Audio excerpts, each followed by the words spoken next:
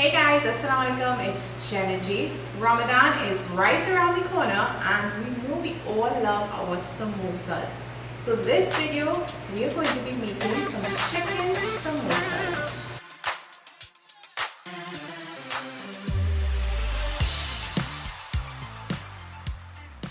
Samosas are these delightful fried or baked dough-filled snacks that are enjoyed when breaking the fast during the month of Ramadan. Preparing these isn't as hard as you may think. The first thing I'm going to do is prepare the dough. So combining the all-purpose flour, oil or ghee, salt and water. I'm going to add the water slowly and knead it into a smooth and firm dough. The dough should not be soft. Then I'm going to cover it and set it aside for roughly 30 minutes. While the dough is resting, I'm going to work on the filling, which can be meat or potatoes or even soya. I'm using chicken, and what I like to do is boil it first. This makes it easier for me to work with. Now while it's boiling, I'm going to cut up the onions, garlic, pimentos, hot peppers, and you can put peas in it, you can put any other vegetable that you like in it, or you can eliminate the vegetables.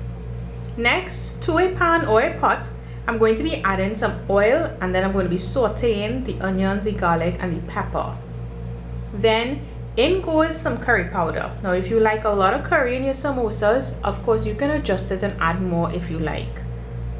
And with my heat on low, I'm going to cook this for a few minutes as you would whenever you're cooking curry dishes, turning it continuously to prevent it from sticking. Once the chicken is finished boiling, I'm going to remove it from the water and shred it into smaller pieces. Then I'm going to add the pieces to the pot or the pan with the curry. In goes some salt, green seasoning as much as you like, and some roasted jeera. You can also debone the meat first and then cook it together with the onions, but I find boiling it first makes it a lot easier to shred it and rip apart the meat, and you actually get a lot more meat from it as opposed to when I'm deboning it. So once the cooked meat has been added to the pot or the pan, I'm going to mix this up and then add it to a food processor.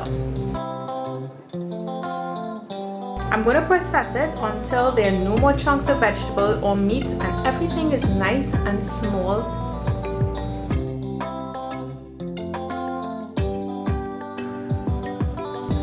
By this time the dough should be ready, so I'm going to break it into 6 or 7 smaller pieces.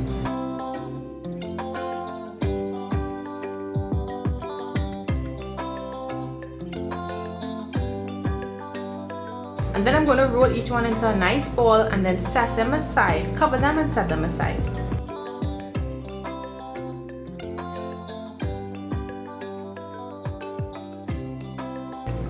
Then I'm going to take one ball at a time. I'm going to roll it out into an oval shape, and I'm going to make sure that it's rolled out very thinly to look something like wonton skins in terms of the thickness.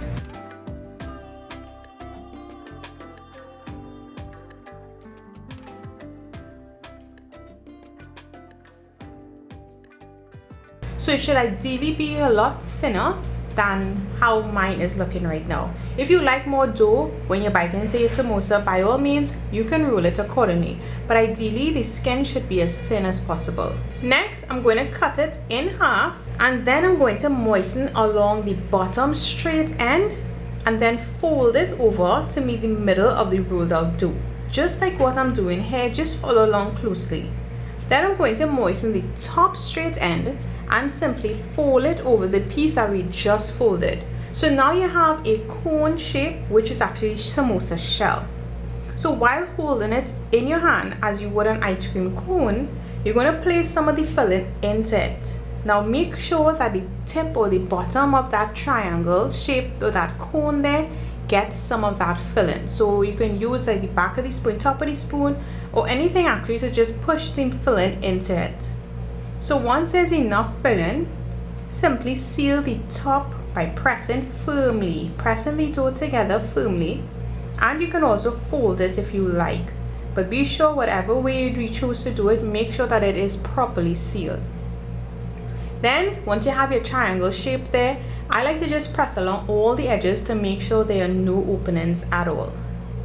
So once all are completed, you can fry them for a few minutes until golden brown if you want to eat them immediately, or you can actually bake them as well, or even cook them in the air fryer. Now if you don't want to eat them one time, what you can actually do is place them on a tray and allow them to harden a bit before placing them in label bags for future use in the freezer.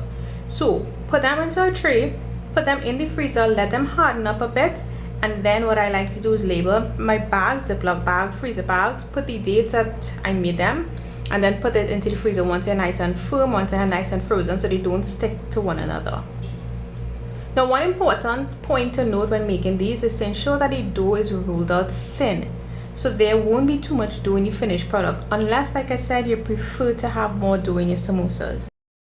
So from this recipe you can get roughly 14 samosas, but remember it can vary depending on the size that you want your samosas.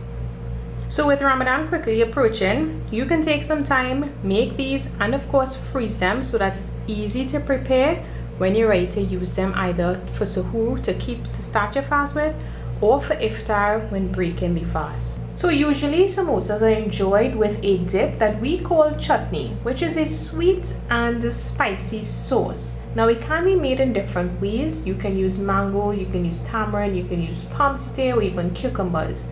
An easy way to make chutney is the boiling method. So you can try making this mango chutney to go along with your samosas. All it is green mango that has been cut into pieces. You put it into a pot with water along with some saffron powder, turmeric powder, green seasoning, a lot of sugar, hot peppers, salt, black pepper. You can even put a pinch of curry powder, a pinch of geera can go in there as well, and you basically boil it until the mango are nice and soft. You can taste and adjust the sugar level, you can taste and adjust the spice level, and of course the salt accordingly.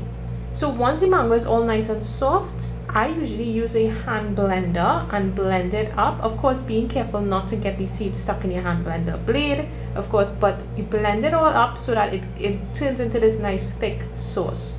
So this is what we call mango chutney, and it goes so nicely with most of these fried items that we enjoy, especially during Ramadan. So I hope you guys enjoyed this chicken samosa video. Not too hard to make, actually pretty simple. So you guys try this out, make it, and let me know what you think about it. Thanks so much for watching, guys. Always so much appreciated. I'll see you guys in my next video.